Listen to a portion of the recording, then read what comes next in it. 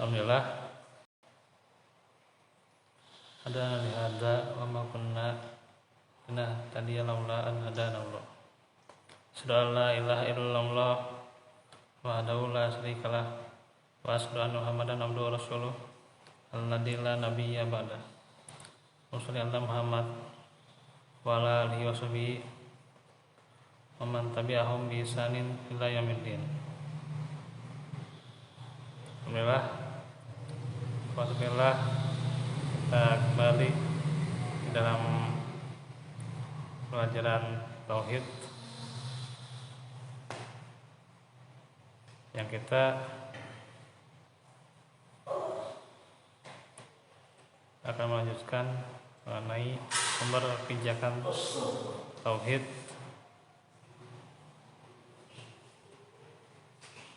Kemarin sudah sampai bacaannya di surah Yusuf ayat 39 sampai 40. Nah, sekarang kita akan lanjut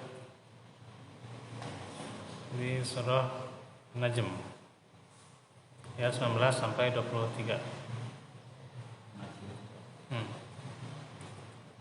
Allah Ta'ala firman,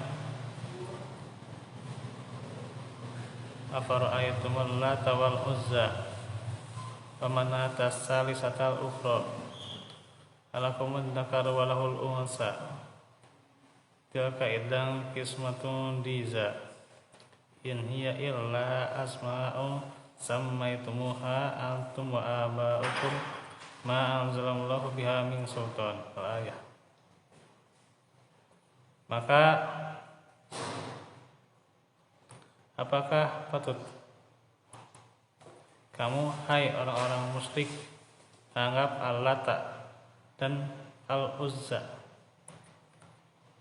dan Manat yang ketiga, yang paling terkemudian sebagai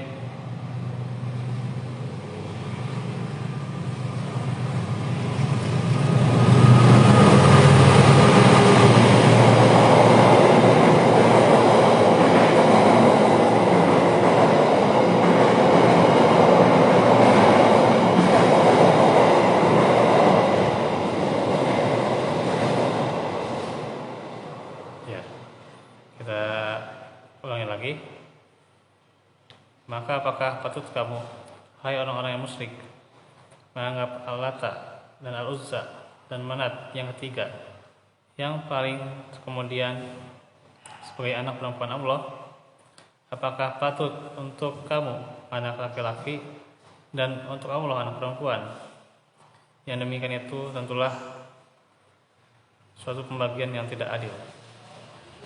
Itu tidak lain hanyalah nama-nama yang kamu dan bapak-bapak kamu mengada-adakannya. Surah Najm ayat 19 sampai 23. Surah. Hah? Surah An-Najm. An-Najm. Ya. Ini tanya An-Najm. Nah, ini dijelaskan ya. Bagaimana tidak layaknya sembahan selain Allah ya. Di antaranya Al-Lata, Uzza, Manat ya.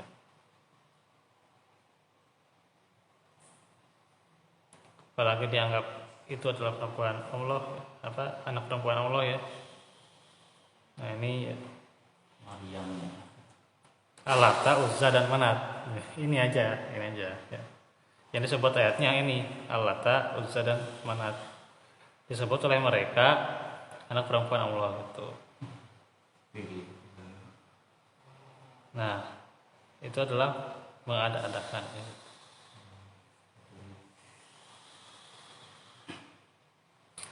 Terus surah Al-A'raf ayat 71.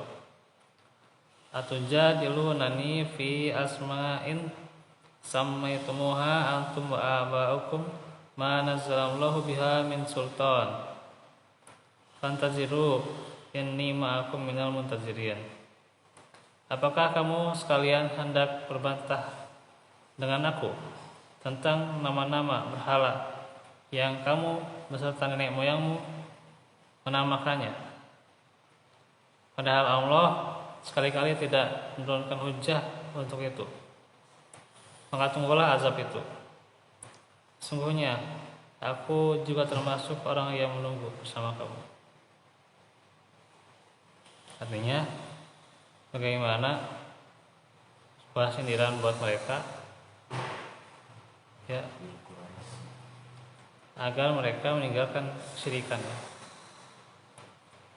dan disindir atau diancam dengan azab, ya, gitu. Ketika mereka yang terangnya juga menyembah berhala. Nah, itu dari dalil yang penting tentang tauhid, ya. Bahwa tauhid adalah menyelamatkan, ya. Nah, sekarang sumber ajaran tauhid. Tentu sumbernya adalah kitabullah dan sunnah nabinya sallallahu alaihi wasallam. Diambil dari mata air yang jernih. Berbeda dengan keyakinan yang dibentuk oleh manusia, semuanya bersumber entah berasal dari akal yang rusak sehingga melahirkan pendapat yang batil, atau berangkat dari bisikan wahyu setan. Ibnu Taimiyah mengatakan wahyu itu ada dua bentuk. Yang pertama, wahyu dari Allah, ya.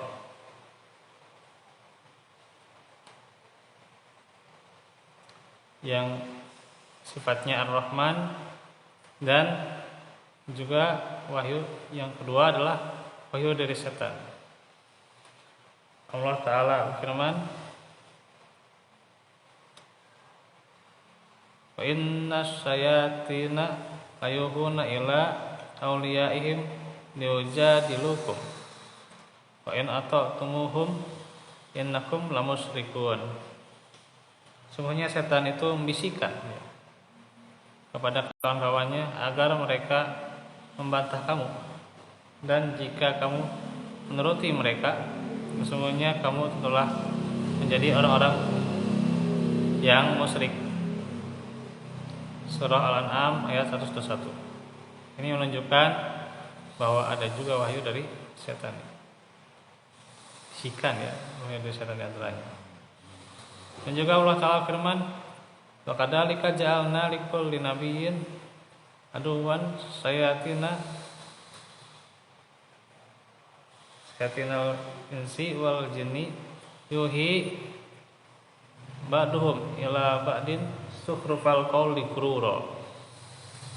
Dan demikianlah kami jadikan bagi tiap-tiap nabi itu musuh, yaitu syaitan-syaitan dari jenis manusia dan jenis jin.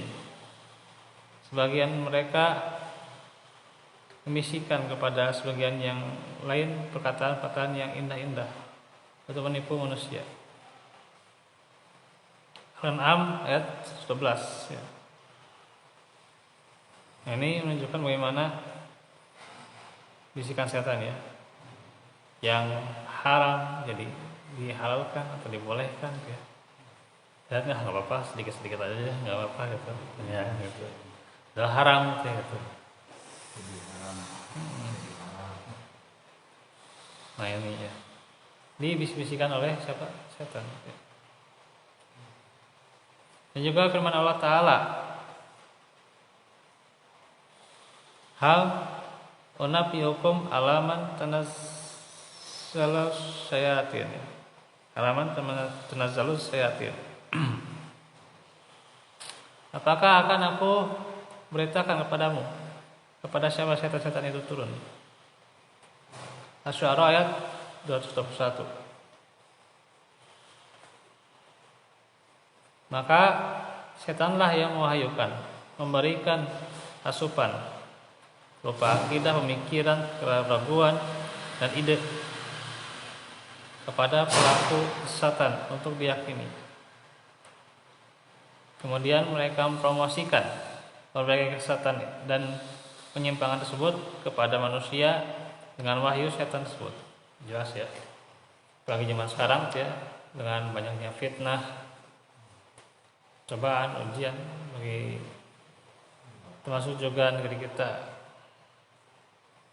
Di antaranya juga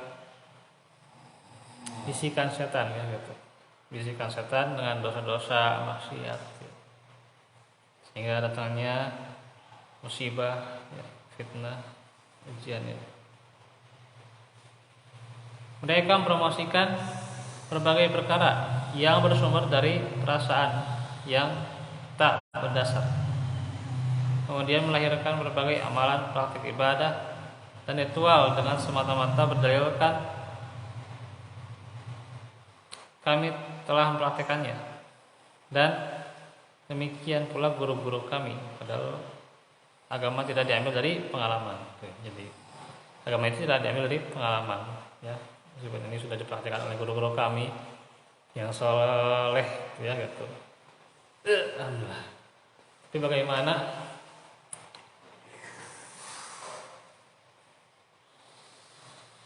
justru din itu diambil dari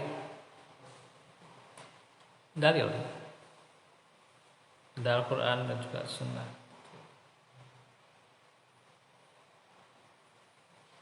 Bukan hanya perasaan saya begini begitu, artinya ada amalan-amalan tertentu karena perasaan gitu ya gitu.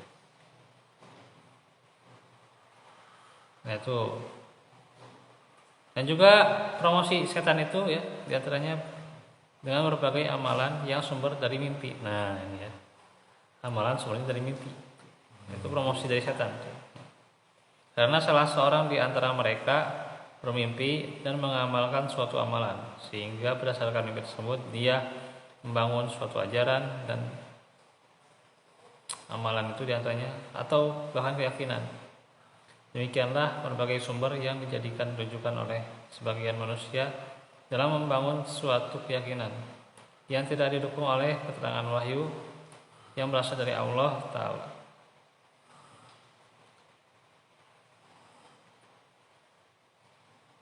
Ini sepanjang sebenarnya ya. Dengan begitu akidah yang diberkahi adalah akidah tauhid, yang merupakan agama yang bersumber dari Allah, agama yang hanya diterima oleh Allah ya, bukan agama yang lain. Akidah yang bertopang pada sumber yang jernih dan murni. Setiap orang yang mengambil ajaran dari pusat mata air yang jernih dan murni pastilah akan merasa bahwa sumber mata air yang lain telah tercampur atau keruh ya, dan tercemari.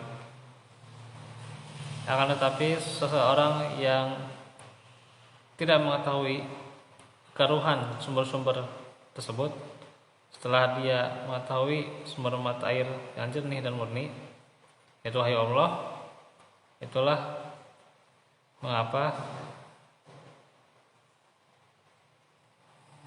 sebagian besar kaum musyrikin ya, setelah memperoleh hidayah dan masuk ke tauhid ya, yaitu Islam, menyadari bahwa mereka dahulu adalah orang-orang yang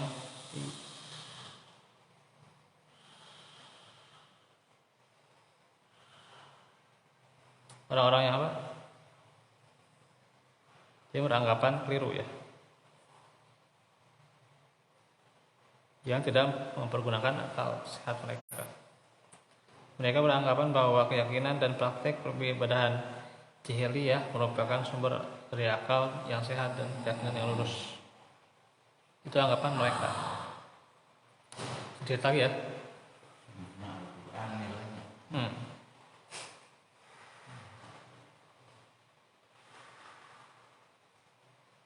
Ini masih bisa nih ya, kita percepat saja.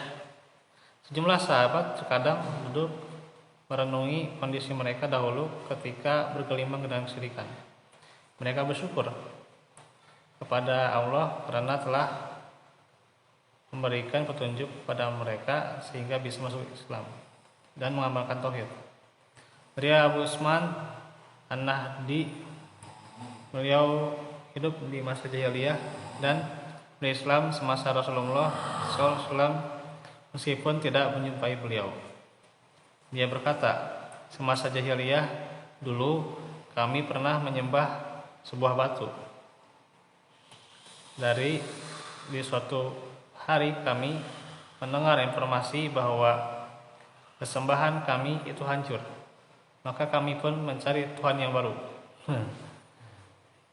dengan bersusah payah, hingga salah seorang dari kami mengatakan bahwa dia telah menemukan Tuhan kami atau yang serupa. Kami pun mendatangi dan ternyata Tuhan tersebut adalah batu. Kami pun menyembelih hewan untuk batu tersebut. Mereka menemukan batu lain yang mirip dan serupa dengan batu yang menjadi sembahan mereka, dan airnya dijadikan sembahan oleh mereka ya, objek peribadahan ya, jadi sembahan, tempat menggantungkan harapan, objek tertujunya doa dan sembelihan kurban. Kemanakah harapan mereka?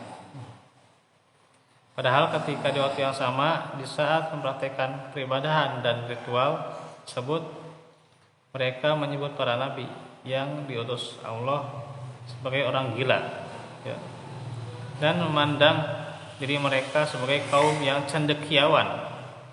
Insyaallah. Namun jika Allah telah menyinari basirah seseorang dengan tauhid dan iman, memasukkan petunjuknya ke dalam hati untuk memeluk Islam, niscaya akan nampak bagi setiap orang rusaknya keyakinan dan praktek ibadah yang dilakukan kaum musyrikin, dan dia menyadari bahwa segala sumber yang dijadikan pegangan oleh mereka terkotori dan tercemari oleh kebatilan dan kesesatan. Dia akan tahu bahwa setiap pelaku kesyirikan memiliki akal yang tidak sehat. Itu ya, demikian tentang sumber dan pijakan tauhid. Nanti kita jelaskan ini bagian yang terakhir ya dari penjelasan ini, tapi yang terakhir juga sudah panjang sebenarnya gitu ya, yaitu buah dan manfaat tauhid ya. Itu yang terakhir ya. Nah, nanti kita cerita lagi ya, bagaimana atau bisa kaji lagi pelajaran tauhid. Sebenarnya yang simpel-simpel dulu ya, setelah kitab tauhid, terus juga ya usul iman kan masih ya, sambil ya untuk 2 pekan sekalinya kan, terus juga ini ya tentang bagaimana pernak-pernik tauhid ya, atau pelengkapan dari tauhid itu sendiri ya itu. Nanti kita bisa ya usul tuh ya, nanti mau tentang apa ya tauhidnya ya gitu. Nah itu paling,